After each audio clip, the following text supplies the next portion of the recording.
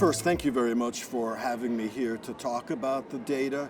As you pointed out, right now the standard of care for newly diagnosed patients is a quadruplet regimen if you're transplant eligible, or if you're transplant ineligible and fit, or a triplet if you're transplant ineligible and may be frail or have a lot of comorbidities. Even with 3 or 4 drugs, though, we do not achieve 100% CR and MRD negativity, which is really the goal. The reason we were interested in studying Linvoseltamab is that the T-cell engagers targeting BCMA, including Linvo, have shown some of the highest response rates and depths in the relapsed refractory setting. And so it made sense to move it to the earlier lines where we used it as a single agent. And the rationale in part was, first of all, that myeloma would be less drug resistant in the newly diagnosed setting. And also we felt that the T cells in those patients would be healthier because they will not have been, if you will, beaten up quite as much by prior lines of therapy. And if we could get similar overall and complete response rates with a single agent, first of all, that makes management of the patients easier. We were hopeful that side effects would be better, and you would save some of those drugs for later if the patients were to relapse.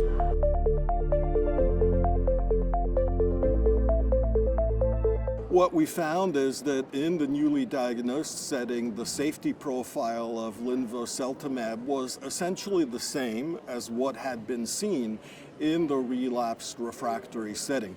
So just to give you an example of some of the main adverse events that people want to know about with T-cell engagers, cytokine release syndrome, that was seen in 44% of patients, but those were all grade 1, which means the mildest grade, relatively easy to manage.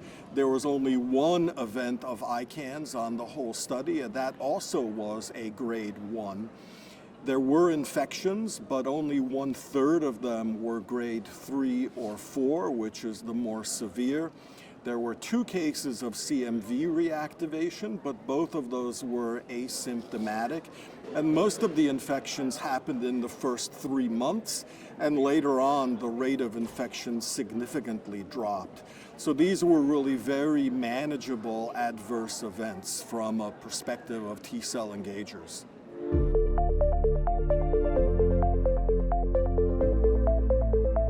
The phase 1 portion looked at 3 different target doses, 50, 100, and 200 milligram. And the 200 milligram dose is the one that was recommended for further testing. So among the patients in that cohort, there was essentially an 85% overall response rate, with 43% of patients having a complete response or better. And many of those patients were still continuing on their therapy at the data cutoff, so we actually expect those numbers to be a little bit better.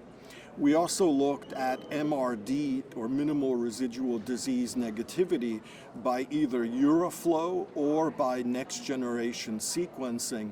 And again, at that 200 milligram dose level, for all the patients who had achieved a VGPR or better, they were all MRD negative at 10 to the minus fifth, and at the 10 to the minus sixth dose level, all of them that were evaluable at 10 to the minus sixth sensitivity, they were MRD negative as well.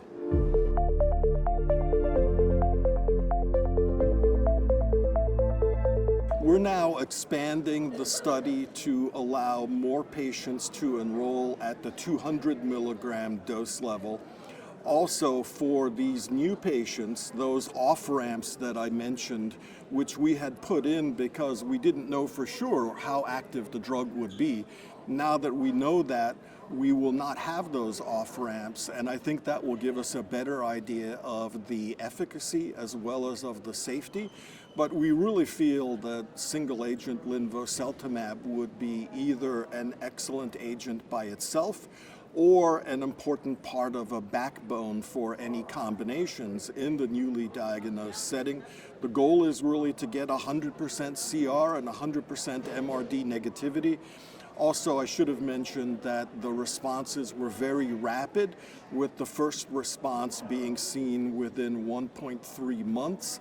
And of course, in the newly diagnosed setting, you want the most rapid response that you can get, because these are symptomatic patients, so you want to try to reduce their disease burden and symptoms very quickly.